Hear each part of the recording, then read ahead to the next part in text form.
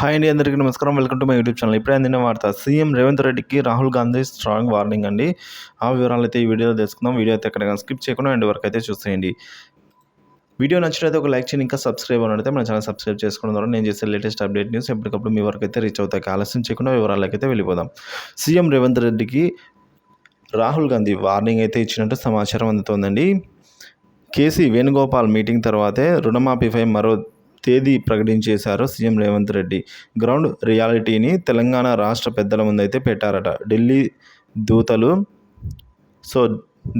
అయితే ఈ విధంగా పెట్టారు. రేవంత్ రెడ్డి ప్రభుత్వంపై రైతుల స్పందనను కుండ బద్దలు కొట్టారనేసి కేసీ వేణుగోపాల్ అయితే అన్నారు. వచ్చిన అవకాశాన్ని సద్వినియోగం చేసుకోవాలని తెలంగాణ రాష్ట్ర కాంగ్రెస్ నేతలకు చురకలు అంటించారనైతే సమాచారం అండి. 100 రోజుల పాలనపై తెలంగాణ రాష్ట్ర నేతల ముందు ఢిల్లీ పెద్దల రిపోర్ట్ పెట్టారట. ఈ తరుణంలోనే అధిష్టానం సూచన మేరకే రుణమాఫీపై అత్యవసర ప్రకటన చేశారు సీఎం రేవంత్ రెడ్డి అండి.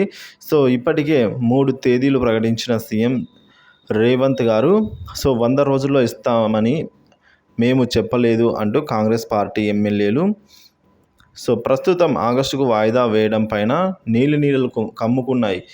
తెలంగాణ రాష్ట్రంలో పరిస్థితులు చేదాటుతున్నందున రాహుల్ సూచన మేరకు హుటాహుటిన హైదరాబాద్ చేరుకున్న కేసీ వేణుగోపాల్ 2 రోజులుగా ఒక స్టార్ హోటల్లో ప్రభుత్వ పెద్దలకు హితబోధన చేసి రుణమాఫీ ప్రకటన చేయించినట్టు సమాచారం అయితే అందుతోంది.